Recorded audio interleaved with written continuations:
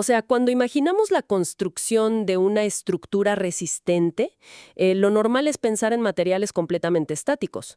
Digamos, se coloca concreto, se instalan vigas de acero y la expectativa fundamental es que esos elementos se queden ahí, inmutables. Claro, sosteniendo el peso a lo largo de los años. Este es el paradigma clásico de la ingeniería, ¿no? Se busca la resistencia a través de la rigidez. Exacto, la rigidez. Una vez que el material fragua o bueno, se ensambla, esa es su forma definitiva. Y cualquier cambio en esa estructura generalmente significa una falla catastrófica. Totalmente. Si el acero se dobla, tienes un problema grave. Tal cual. Pero al entrar al laboratorio de quienes estudian bromatología o simplemente al observar el entorno de una planta procesadora de alimentos, fíjate que esa regla de la rigidez se rompe por completo. Es fascinante. Ah, es que es otro mundo. Los cimientos de un pan esponjoso o la base de un yogur no tienen absolutamente nada de estáticos. Cero estáticos. Se trata de un paisaje estructural increíblemente dinámico, que se transforma, se despliega y se reconecta frente a nuestros ojos. Y al revisar las fuentes para nuestro análisis a fondo, Que tenemos unas fuentes buenísimas, por cierto. sí tenemos guías de biología general, apuntes de microbiología y textos súper profundos de biotecnología de los alimentos. Y bueno, al cruzarlas, queda clarísimo que hay un elemento, o más bien unas protagonistas responsables de este caos controlado: las proteínas. Son, sin lugar a dudas, las verdaderas arquitectas en la sombra de la ciencia alimentaria. Y esto es clave para nuestra audiencia, para quienes están estudiando la carrera de bromatología. Ajá. Abordarlas no como un simple numerito en una etiqueta nutricional, sino como nanomáquinas capaces de alterar su entorno. Ese es el paso definitivo para entender la tecnología de los alimentos. Es que si se comprende la dinámica microscópica de la proteína, básicamente se domina el proceso a gran escala. Así que vamos a desglosar esto, porque resulta loquísimo ver cómo la comida es química pura en acción. A ver, empecemos por los cimientos. Dale. Los textos señalan que, a nivel celular, las proteínas son abrumadoramente abundantes. Estamos hablando de que llegan a constituir hasta el 50% del peso seco de una célula. Es una barbaridad. Es una barbaridad, ¿sí? La mitad de la masa operativa. Y al observar su composición, los manuales mencionan que están formadas por carbono, hidrógeno, oxígeno y siempre nitrógeno. Y además, frecuentemente incluyen azufre, fósforo e incluso metales, tipo hierro, cobre, zinc, magnesio.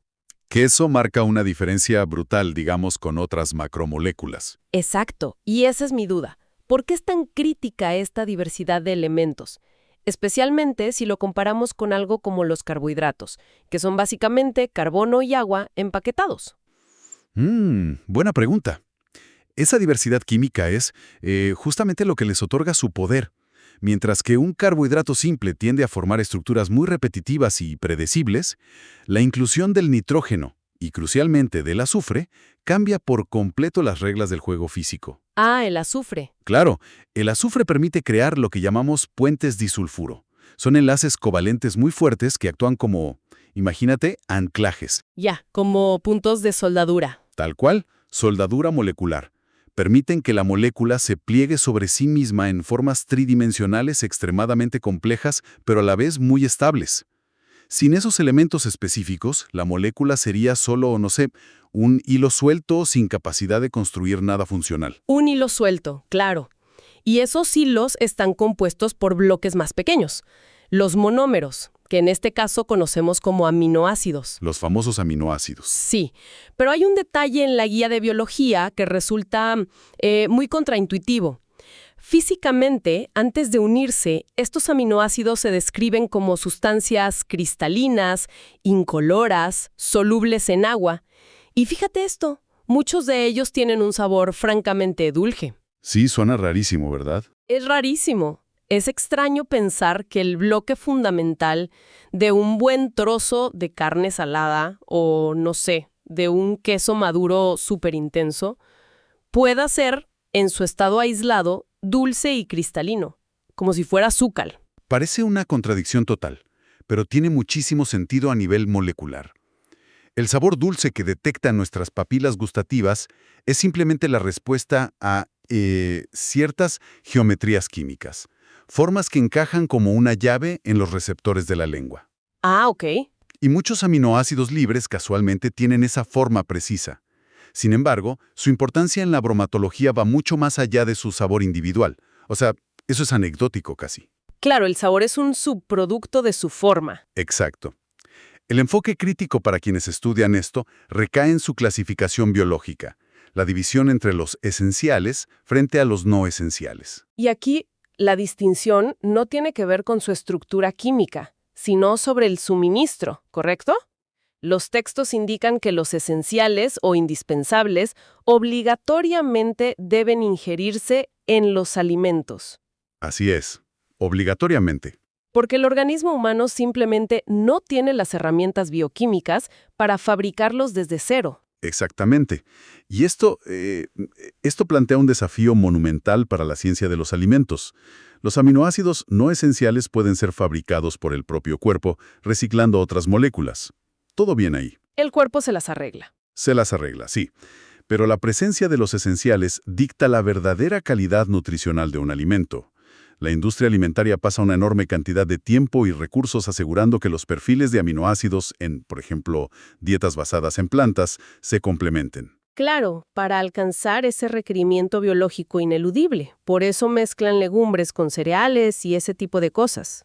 Exactamente, es ingeniería nutricional. Ahora, para construir la proteína final, estos aminoácidos cristalinos tienen que unirse. La literatura describe que esto ocurre mediante una reacción de condensación o deshidratación. O sea, se elimina una molécula de agua para formar un enlace péptido. Un enlace fuerte, sí. Y es progresivo. 2 se unen en un dipéptido. Unos cuantos forman un oligopéptido, más de 10 hacen un polipéptido y finalmente miles crean la proteína compleja. Es como, a ver si sirve esta analogía, es como el alfabeto. A ver. Los aminoácidos son como las letras individuales. 2 letras hacen una sílaba, que sería el dipéptido. Unas cuantas sílabas hacen una palabra corta, el oligopéptido. Y miles de letras combinadas con precisión crean una novela épica completa, que sería la proteína. Me encanta esa analogía. Es perfecta. Una novela épica. Pero si solo estamos apilando bloques uno tras otro, o letras una tras otra, ¿cómo se asegura la célula de que el hilo resultante tenga la forma correcta para funcionar y no sea un libro sin sentido? Ah, ese es el corazón del dogma central de la biología. O sea, no es un apilamiento al azar. La secuencia exacta de esa novela está codificada con precisión matemática en el ADN. El plano original. El plano maestro. Esa información se transcribe a un ARN mensajero, que hace de mensajero literal, y viaja hasta los ribosomas. Ajá. El ribosoma actúa como una planta ensambladora microscópica. Va leyendo el código y enganchando cada aminoácido específico en un orden estrictamente secuencial. Este orden es crucial, porque dicta las interacciones químicas entre los aminoácidos a lo largo de toda la cadena. O sea, es decir que si pones un aminoácido que repele el agua, digamos, justo al lado de uno que la atrae, la cadena automáticamente va a empezar a retorcerse para acomodar esas fuerzas físicas contradictorias. Ese es exactamente el mecanismo. La cadena lineal recién ensamblada no se queda plana ni un segundo. Se enrolla en espirales, se pliega en láminas, se agrupa sobre sí misma buscando la mayor estabilidad energética posible. ¡Wow! Y esa forma tridimensional final, con sus pliegues y recovecos, es lo que llamamos su estructura nativa, y puede tener hasta 4 niveles de organización. Estructura nativa. Esto me lleva a una duda importante sobre cómo se comportan estas moléculas ya en el mundo real, en la comida. Uno podría asumir que el tamaño es lo más importante. Digo, si tenemos 2 proteínas con un peso molecular gigantesco, formadas por miles de enlaces peptídicos, ¿no deberían comportarse de manera similar en un alimento solo por ser macromoléculas de un tamaño equivalente? Es un razonamiento súper común al principio, pero la realidad microscópica es muy diferente. El peso molecular pasa a un segundo plano absoluto frente a la arquitectura de la estructura nativa. 2 proteínas exactamente del mismo tamaño pueden tener funciones tecnológicas y biológicas completamente opuestas si están plegadas de manera distinta. Sí, Los apuntes mencionan un contraste brillante para ilustrar esto, el de la mioglobina frente al colágeno. O sea, ambas son proteínas vitales en la carne, pero hacen cosas de mundos distintos. Así es, son el día y la noche. La mioglobina es una proteína globular. Está plegada sobre sí misma como un ovillo muy compacto, muy denso, y su estructura encierra un átomo de hierro diseñado específicamente para atrapar oxígeno.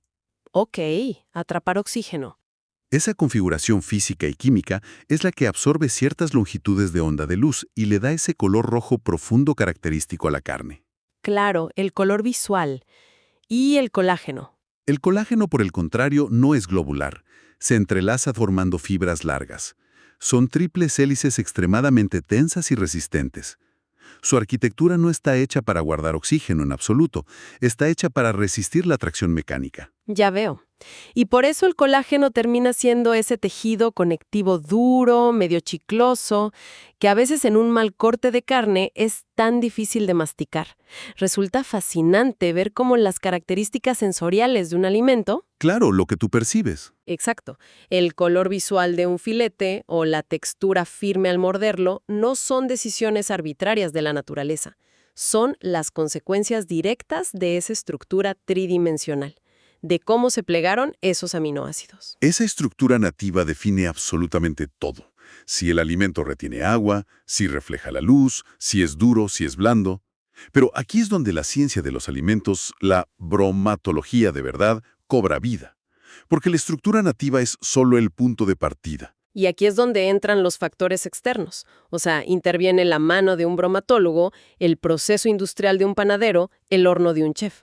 Y los textos de biotecnología introducen un concepto que parece gobernar cada transformación culinaria que conocemos: la desnaturalización. Es el término fundamental de la carrera. La desnaturalización es la alteración, o digamos, el despliegue de los niveles de organización de esa estructura nativa tan delicada. Pero sin romper la cadena, ¿no? Exacto, sin romper la cadena principal de aminoácidos. La secuencia original se mantiene, pero la forma en 3D se desarma. Y los factores que provocan este despliegue, según las fuentes, son cosas de uso diario. Los cambios de temperatura, como el calentamiento en una sartén. La acción mecánica pura, que puede ser el amasado intenso o un batido rápido en la batidora. Sí, fuerza física pura. Y también modificaciones químicas, como el aumento de acidez al añadir limón o vinagre, alterando el pH, o la simple adición de altas concentraciones de sales. Pero a ver, tengo un dilema implícito aquí. Dime. La palabra desnaturalización acarrea una connotación muy negativa. O sea, suena a que estamos destruyendo algo, a que el alimento pierde su naturaleza esencial, como si el proceso fuera inherentemente un daño o un error. Es súper comprensible que suene así, porque en un contexto puramente biológico, digamos, dentro de una célula viva y funcional, la desnaturalización suele ser un evento catastrófico. Si una proteína celular se desnaturaliza por un exceso de calor, pierde su función original. Y la célula se Y muere. la célula literalmente se muere. Pero al cambiar la óptica hacia la tecnología de alimentos, la situación se invierte radicalmente. En el procesamiento alimentario, la desnaturalización rara vez es un error. Es de hecho el pilar, la herramienta transformadora por excelencia. Claro, al desarmarse esa estructura original tan perfecta, los enlaces débiles que la mantenían plegada se rompen. La molécula se despliega como un ovillo suelto y de repente expone partes de sí misma que antes estaban ocultas en el interior. Y al exponer esos nuevos sitios de enlace, las proteínas desplegadas comienzan a chocar entre sí. Forman nuevas redes, nuevas alianzas químicas que en su estado nativo habrían sido totalmente imposibles. La destrucción del orden antiguo es, digamos, el requisito mecánico para construir una nueva arquitectura en el alimento. O sea, destruimos para construir. Vamos a examinar cómo se manifiesta esto en la práctica, porque los apuntes de la materia destacan a las proteínas como auténticas ingenieras de texturas y categorizan su trabajo en 3 grandes maravillas: los geles, las masas y las espumas. Las 3 joyas de la corona. Tal cual. Empezando por los geles, cosas como los postres de gelatina o la firmeza de un yogur o un queso. Se menciona que las proteínas desnaturalizadas forman una red tridimensional continua. ¿Cómo logra algo tan microscópico inmovilizar tanta agua para que, a nivel humano, parezca sólida? Es un fenómeno de atrapamiento físico fascinante. Imagina el colágeno. Al calentar colágeno en agua, esa triple hélice tan resistente que mencionábamos se deshace. Los filamentos se separan y quedan flotando dispersos en el líquido caliente. Se desnaturaliza. Ajá, se desnaturaliza, pero a medida que el sistema se enfría, la energía baja y estas largas cadenas intentan volver a unirse frenéticamente. Sin embargo, ya no logran recuperar su forma original perfecta. Se enredan todas. Se enredan caóticamente creando una malla inmensa, como una red de pescar o una esponja tridimensional microscópica. Y el agua líquida queda físicamente atrapada dentro de los pequeños huecos de esta red. A nivel macroscópico, el alimento deja de fluir como líquido y adquiere esa textura temblorosa pero estable que caracteriza un gel. Es pura retención arquitectónica. Es increíble. Pero bueno, si los geles se tratan de atrapar agua, la segunda textura, las masas, parecen tratar sobre dominar los gases. El milagro del pan es un triunfo absoluto de la acción mecánica sobre las proteínas del trigo. El gluten, claro. Exacto. En la harina seca tenemos dos proteínas, la gliadina y la glutenina, en su estado nativo, como dormidas esperando. Cuando se hidratan y se les aplica el trabajo mecánico intenso del amasado, se desencadena una transformación profunda. Es que el amasado es una aplicación de fuerza bruta microscópica. Esa fuerza mecánica estira, jalonea y desenrolla la gliadina y la glutenina, desnaturalizándolas y obligándolas a alinearse y a enlazarse. Creando algo nuevo. Sí, formando una macro red completamente nueva que no existía en el grano de trigo original, el gluten. Y la propiedad clave del gluten, según destacan las fuentes, es su viscoelasticidad. Es resistente, pero puede extenderse como una liga. Y esta red elástica es vital. Es la única razón por la que el pan tiene volumen. Sin gluten tendrías una galleta dura. Totalmente. Porque durante la fermentación, las levaduras se alimentan y exhalan gas, exhalan dióxido de carbono. Si esa malla de proteínas que creamos amasando no fuera lo suficientemente fuerte y elástica, el gas simplemente rompería la estructura, escaparía a la atmósfera, y el resultado sería, un bloque de masa denso y aplastado. La proteína aquí funciona como una infinita colección de globos elásticos microscópicos que atrapan el gas y se inflan en el horno. Es súper visual. La precisión mecánica de esa malla es asombrosa. Y mira, si la masa atrapa gas en un entorno que es semisólido, la tercera estructura, las espumas, lleva esto al límite extremo. Atrapan gas en líquido puro. Exacto. Estabilizan gas en un entorno puramente líquido. El batido de unas claras de huevo para hacer un merengue o un bizcochuelo es una exhibición dramática de desnaturalización por acción en la superficie e impacto mecánico. Las fuentes explican que la clave secreta de las espumas radica en una dualidad de los aminoácidos mismos. Al desplegar la proteína de la clara de huevo con el batidor, se revela que algunos de esos grupos aminoácidos son hidrofóbicos. O sea, rechazan enérgicamente el agua, le huyen. Y otros grupos son hidrofílicos, tienen una alta afinidad por ella. Esa cualidad dual, de tener dos caras, se llama anfipatía. Y es el motor mecánico detrás de una espuma estable. A ver, para visualizar cómo funciona esto mecánicamente durante un batido continuo. O sea, metes las varillas de la batidora en las claras y estás inyectando a la fuerza burbujas de aire dentro del agua de la clara de huevo. Aire y agua, que normalmente no se mezclan bien. Exacto. Las proteínas, que ya están desnaturalizadas y estiradas por los golpes de la batidora, viajan rápidamente a la interfaz, justo a esa frontera invisible donde el aire choca con el agua. Y ahí operan casi como, imagínate guardias de seguridad microscópicos tomándose de las manos alrededor de la burbuja de aire recién formada. Es una coreografía química. Sí, acomodan estratégicamente todos sus grupos hidrofóbicos apuntando hacia adentro, hacia el aire seco de la burbuja, huyendo desesperadamente del líquido. y al mismo tiempo sus partes hidrofílicas apuntan hacia el exterior, interactuando felizmente con el agua que los rodea. Y así forman un escudo protector súper resistente. Es que esa película superficial que forman disminuye drásticamente la tensión entre el aire y el líquido. Sin esa película proteica estructurada con tanta precisión espacial por esos guardias, las burbujas colapsarían casi instantáneamente, aplastadas por la presión del agua a su alrededor. No existiría el bizcochulo esponjoso, ni el soufflé, ni la espumita de un capuchino. Es ciencia aplicada al placer. Pero a ver, si el batido mecánico y el calor nos permiten manipular la naturaleza de la proteína a nuestro favor para construir, bueno, toda la pastelería y panadería que conocemos, resulta un poco irónico, o hasta cruel, ver en los textos de biotecnología que esa misma naturaleza puede jugar completamente en contra de la industria alimentaria. Ah, sí. Es un arma de doble filo. Hay un tipo de proteína globular específico que representa uno de los peores enemigos de los mayores dolores de cabeza en la conservación. Y me refiero a las enzimas. Uf, las enzimas merecen un capítulo o una categoría de análisis propia para cualquier bromatólogo. A nivel estructural, sí, son proteínas, todo lo que hemos dicho aplica.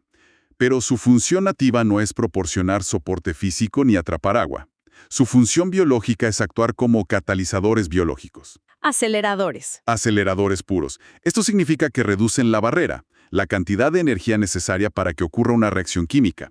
Aceleran enormemente procesos bioquímicos que de otra manera tardarían, no sé, años en ocurrir a temperatura ambiente. Claro, son vitales en un organismo vivo.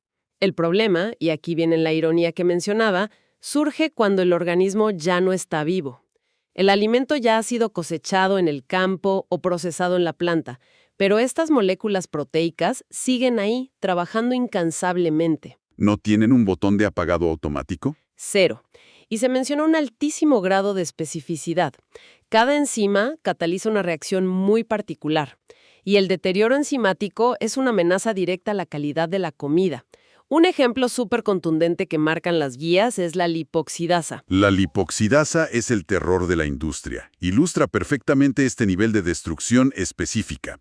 Esta enzima en particular cataliza la oxidación rápida de los lípidos. Entonces, cuando ataca las grasas presentes en ciertos cereales o harinas durante el almacenamiento, el resultado es la generación súper acelerada de compuestos que aportan sabores rancios, olores amargos, horribles. Te arruina el lote entero. Te arruina toneladas de producto.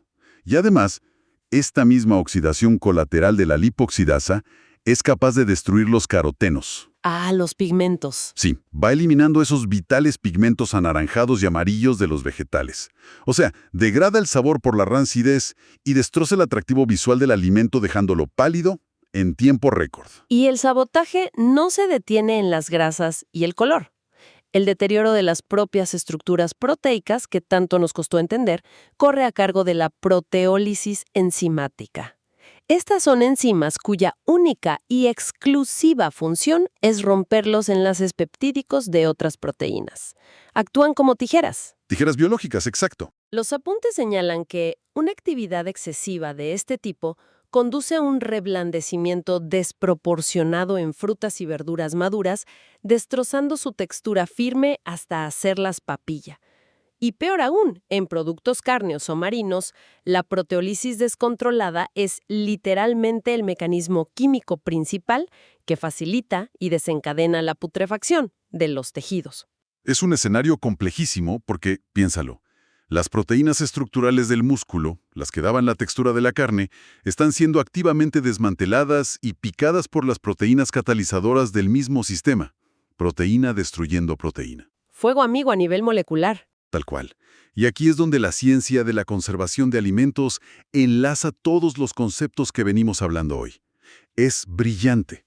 Gran parte de las tecnologías tradicionales e industriales, ya sea someter un vegetal a vapor hirviendo, el famoso escaldado antes de congelarlo, o reducir drásticamente el pH mediante una fermentación o metiéndolo en vinagre, o aplicar curados súper intensos con sal. Que son técnicas de toda la vida. De toda la vida. Bueno, todas esas técnicas no tienen otro objetivo principal a nivel bioquímico que inducir la desnaturalización. ¡Wow! Claro. Es aplicar todo lo que aprendimos pero como arma. Es usar la física para detener a la biología destructiva. Exactamente. El cambio de pH con un ácido, por ejemplo, introduce una inmensa cantidad de iones que alteran de golpe las cargas eléctricas de la enzima. Entonces, partes de esa proteína globular, que antes se atraían magnéticamente, ahora de pronto tienen la misma carga y se repelen violentamente. Precisamente. La enzima colapsa por dentro, se deforma, pierde su estructura tridimensional globular nativa y al perder esa forma pierde la capacidad geométrica de acoplarse como una llave a las moléculas que solía destruir. Sus tijeras se rompen. Las tijeras quedan inservibles. Es un uso completamente defensivo y táctico de la desnaturalización, para inactivar de manera permanente la amenaza enzimática y, bueno, extender la vida útil del producto en los estantes. Es un panorama súper profundo sobre cómo interactuamos con lo que comemos a una escala que es totalmente invisible a simple vista. O sea, hicimos un viaje bárbaro hoy. Desde entender la importancia estructural de incluir nitrógeno y azufre en los aminoácidos para hacer puentes disulfuro, pasando por el diseño específico que diferencia a una proteína globular transportadora de oxígeno, como la mioglobina, de una que forma fibras de tensión dura, como el colágeno, hasta llegar al control maestro, el santo grial, la desnaturización. Que es la base de todo. Base absoluta.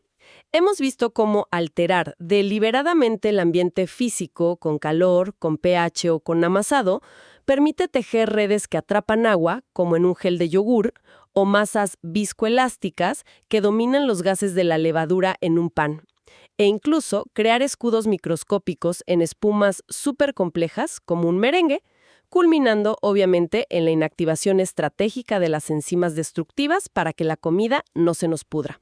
O sea, lo que demuestran todos estos principios en conjunto es que el estudiante de bromatología no es un simple observador de cómo se cocina o se echa a perder algo. Es un ingeniero, un diseñador de sistemas estructurales a nivel molecular. Cada variable de temperatura que modificas, la acidez que ajustas o la fuerza mecánica que aplicas en una máquina tiene una consecuencia química directa, medible y predecible. Y a partir de los textos de biotecnología que estructuraron esta inversión profunda de hoy, surge una idea final para cerrar que resulta la verdad fascinante para reflexionar, para llevársela a la almohada. A ver. Hasta el día de hoy, la ciencia de los alimentos, los chefs, los ingenieros, todos han operado desnaturalizando y reorganizando las proteínas que la naturaleza ya nos provee mediante miles de años de evolución de plantas y animales. O sea, se fuerza al trigo a hacer pan y a la clara de huevo a hacer un merengue. Claro, trabajamos con lo que hay. Trabajamos con las novelas que ya están escritas, pero con el avance actual de la inteligencia artificial y el modelado predictivo de proteínas, la frontera se está desplazando rapidísimo hacia el diseño de secuencias de aminoácidos completamente nuevas desde cero, secuencias que no existen en la naturaleza. Uf, eso abre un universo paralelo. Totalmente.